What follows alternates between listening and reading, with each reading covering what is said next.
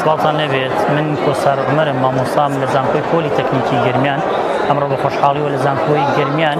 ئەم پێشەنگە فۆتۆگرافیکە ئێوە ئێستا دەیبینن بەرهەمی کارێکی مەیدانی ئێمەیە کە پێشتر وەکو مەنێری وەزارەتی خوێندنی باڵا و توێژنەوەی زانستی وەروەها زانکۆی پۆلی تەکنیکی گەرمیان سەردانی بیابانی تەرشێخەمان کردووە لە پارێزگای سەماوار وەها کە گۆڕە بە کۆمەڵەکان لەوێن لەگەڵ زیندانی نورە سلمان کە لە هەمان پارێزگایە لە نزیکەوە ئەو شوێنانەی کە بینیمانە شوێنی ئازار شوێنی گریانی خەڵکی گەرمیانیەکان شوێنی لە بارانکردن زیندە بەچاڵکردنی ئەو خەڵکەی کە لەوێ کراوە ئێمە ئەوەی کە وەکو پاشماوەیەک ماوەتەوە وەکو دیکۆمنت کە بتوانین دیکۆمنتی لەسەر بکەین وێنەمان گوتۆ هێناومانەتەوە بۆ ئێرە بۆ ئەوەی تەواوینەوەی ئێستا و داهاتوو لە ڕێگەی ئەم وێنانەوە ئازاری کورد ئازارێکە خەڵکی ئەنفال کە سوکاری ئێمە ئەنفالکرا و چشتویانە لێرە بیخێنە پێشچاو بووی بە زیندوێتی ئەم ئازارە لە یادگیانە بمێنێتەوە. پێشەنگاکەی ئەمڕۆ واتە پێشەنگا فۆتۆگرافیەکەی ئەمڕۆمان کە کاری بەندەیە ئەم پێشەنگا فۆتۆگرافیە لە دوو بەش پێکرد بەشێکیان وێنەکان زیندانی نورە سەلمانن ناو دەرەوە و شوێنی ئەو شوێنانەی کە ئازار و ئەشکەنجەی خەڵکی گەرمیانی تێدا دراوە و یاخود هەر کەسێکی تر کە لەوێ بوو شەهید کراوە. بەشێکی تریان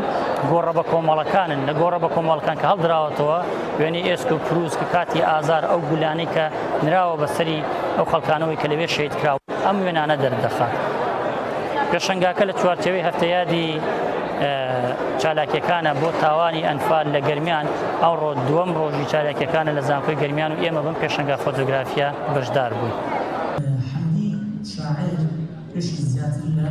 50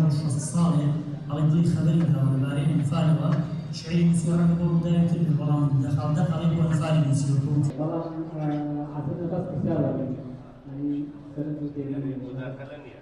یادکردنەوەی ئەنفال تاوانی ئەنفال گرنگە بە تایبەت لە ناوەندەکانی زانست و خوێندنە. ئێمە ئەمڕۆ لە یادی 37 ساڵەی ئەنفالە لەم زانکۆ گرنگەی گەرمیانە یادی 37 ساڵی ئەنفالەکەینەوە. دیارە دەوڵەمەندکردنی ئەدەبی هەر میلەتێ بەوە ئەبێ واقعی ئەو میلەتەی تیا بەرجەستە بکرێ. بە یەکێک لەو پاڵنەرانەیش کە بنە پاڵنەرێ بۆ ئەدەب دۆستان و شاعیران کە هەمیشە ئەدەبی خۆیان و ئەدەبی میلەتەکەیان دەوڵەمەندکەن شیعرە و شیعریش پاڵنەری هەیە. یەکێ لەو پاڵنەرانە ئازاری میلەتەکەیانە بۆیە پێویستە شاعیران ئازاری میلەتەکەی خۆیان بەرجەستە بکەن لە ئەدەبیاتی خۆیانە و شعر زمانێکە ئاسانتر ئەگا بە بەرامبەرەکەی. ئەگەر ئینسان بتوانێت بە نووسین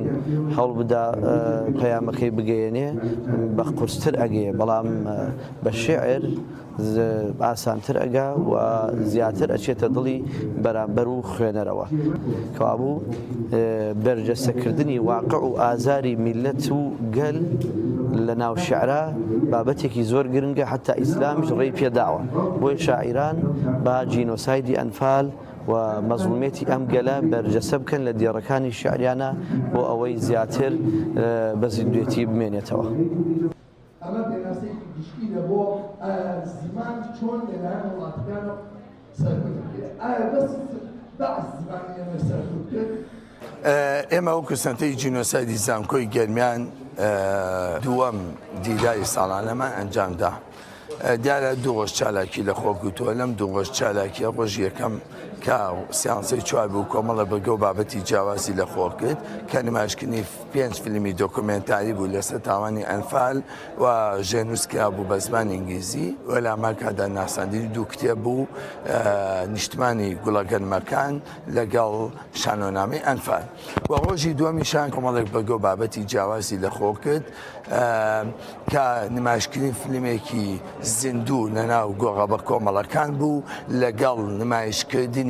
14 تابلۆ فۆتۆگرافی لە نورگە سەلمان گیراوە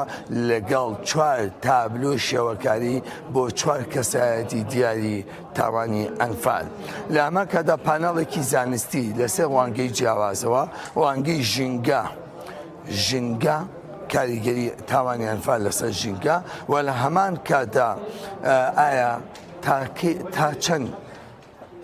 تاوانی ئەنفال لە ئاستی نێودەوڵەتی لە دادگاکان کاری لەسەر کراوە لە ڕوانگەی ڕاگەیاندنی نێودەوڵەت و ناخۆیەوە و کۆتا پەناڵست کە خۆم بووم لەسەر زمان ئایا زمان هاوشێوەی ئەوە کە نەتەوەکان جینۆسای دەکەن زمانی جینۆسای دەکرێت بەڵێ جینۆسای دەکرێت نەک زمانی کوردی بەڵکو دەیان زمانی تریش جینۆسایت کراوە و تاوانی جینۆسایتکردنی زمان کە پێوتەیە